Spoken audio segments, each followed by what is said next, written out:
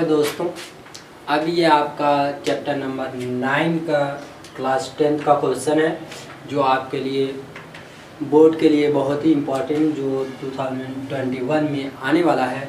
तो देखिए क्या लिखा है, एक contractor plan to install 2 slide for the children to play in a park for the children below the age of 5 years.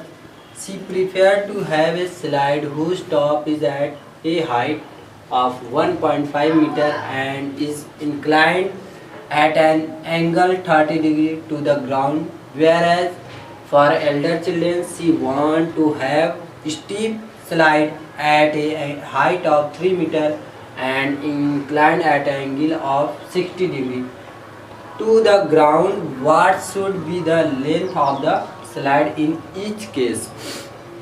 पूछा गया है कि आप पार्क वार्क में घूमने जाते होंगे तो वहाँ पे बच्चे लोग क्या करते हैं, एक स्लाइड वाला आपका रहता है तो उस पर बच्चे ज़्यादातर स्लाइड करते रहते हैं, तो आप देखते रहते हो। तो वहाँ यहाँ पे ये पूछा है कि जो स्लाइड है उस स्लाइड कितना उसमें आपका इंस्टॉल हुआ है, वो लोहा उसमें कितना लगा हुआ है, उस लोहे की लंबाई आपको बताना है।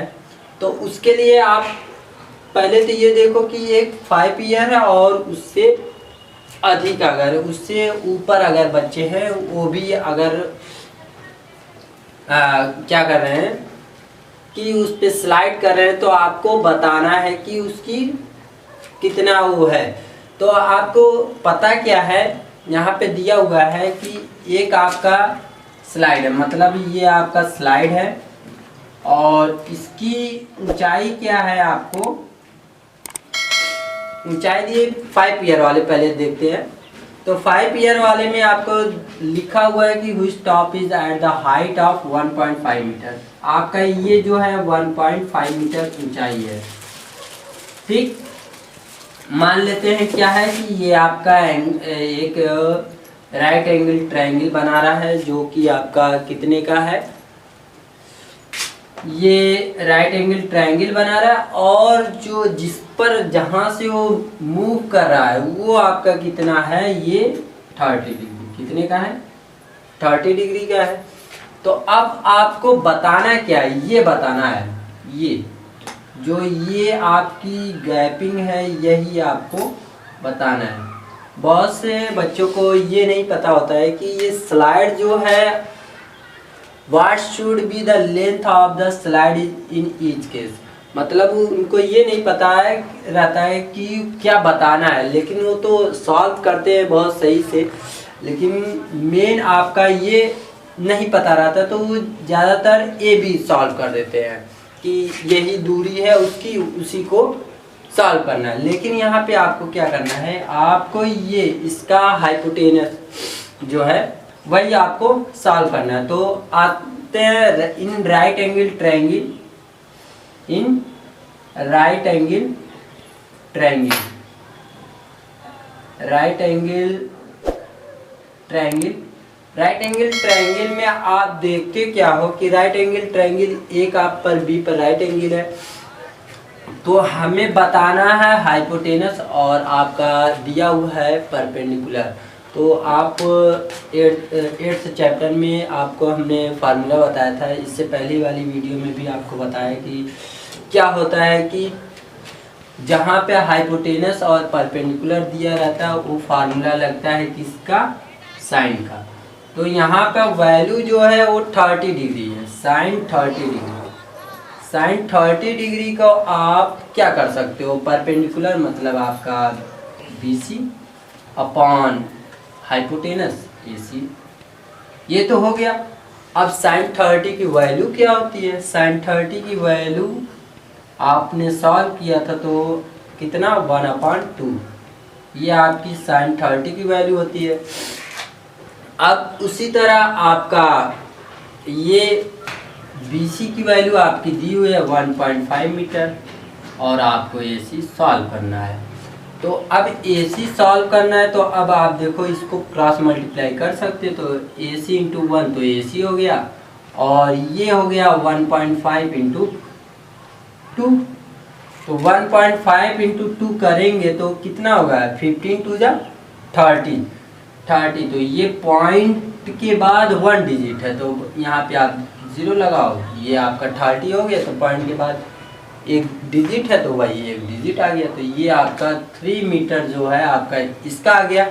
अब उसी तरह है कि आपका जो 5 ईयर्स से एबव है उनका क्या है, एक OB क्या है अलग बनाए। ये बहुत से बच्चे क्या करते हैं कि दोनों फिगर एक ही बना देते, तो ये फिगर आपका अलग बनेगा। इसकी हाइट दी हुई है कितने की, इसको मान लेते हैं P, इसको मान लेते हैं Q, ये आपका R। तो ये जो दूरी दी है, ये हाइट दी है आपकी 3 मीटर। कितना दी है, 3 मीटर। और हमें सॉल्व करना है यही, क्योंकि आपको पहले ही बता दिया लेंथ ऑफ द स्लाइड, मतलब ये स्लाइड कितने लंबाई है, स्लाइड की कितनी लंबाई वो बताना है हमें। तो अब यहाँ पर भी आपको क्या दिख रहा है, हाइपोटेनस और आपका परपेंडिकुलर। तो यहाँ पर भी आपका क्या होगा, इन राइट एंगल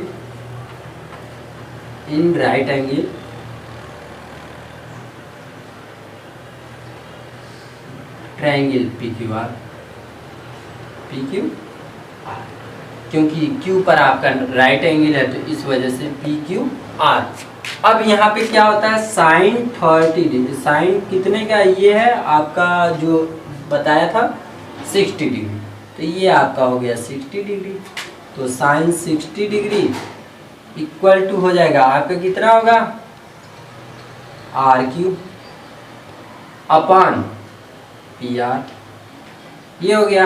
अब साइन 60 डिग्री का होता है √3 अपॉन 2, और ये आपका R³ दिया है 3 अपॉन PR, ये तो हमें सॉल्व करना है।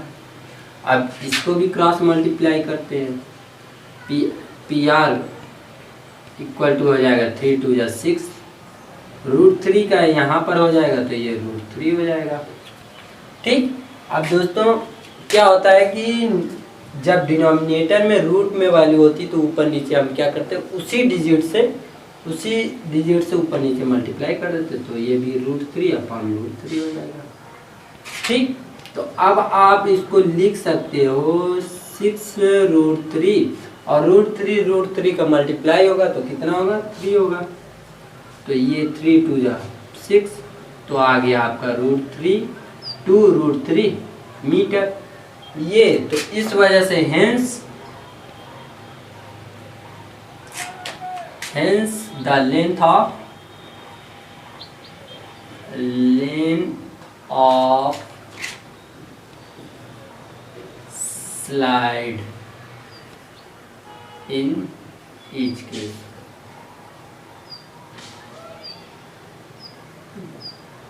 एक आ गया 3 मीटर एंड 2√3 मीटर, दोनों वैल्यू आ गई आपकी। ये था आपका जो इस चैप्टर का इम्पॉर्टेंट क्वेश्चन है, क्योंकि ये फिगर ही कोई नहीं बना पता, ये फिगर आपका है। तो दोस्तों अगर आप वीडियो आपको पसंद आई हो तो लाइक करें, सब्सक्राइब करें एंड शेयर करें। ज़्यादा से ज़्यादा आप सब्सक्राइब करने की कोशिश करें और शेयर करने की, ताकि आपको ज़्यादा से ज़्यादा हम वीडियो प्रोवाइड कर सकें। थैंक यू दोस्तों।